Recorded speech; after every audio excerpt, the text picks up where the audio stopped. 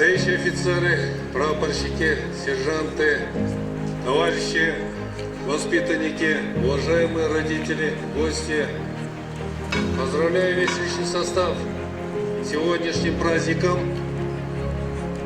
Сегодняшний праздник закрывает весь учебный год 22-23, который мы прошли.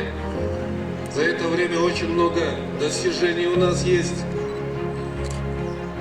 Но самое главное достижение, вот у нас стоят 145 выпускников наших, которых мы выпускаем из этого учебного заведения прославленного. Хотел бы, выпускники, пожелать вам удачи. Сегодняшним днем, сегодняшним выпуском ваша жизнь, как говорится, этот момент не останавливается. У вас впереди еще долгое время в службе Отечеству. Хочу пожелать всем удачи, здоровья и мирного неба над головой. А кто станет военным, только желаю.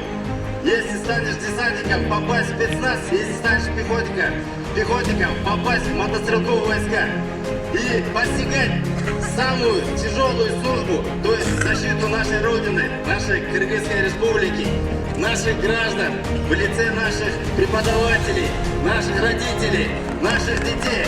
Так что у вас нелегкий труд, и я думаю, у вас будет все впереди, и вам нужно учиться грызть гранит военной науки должным образом, чтобы должным образом защищать наш народ Кыргызстана и наши границы.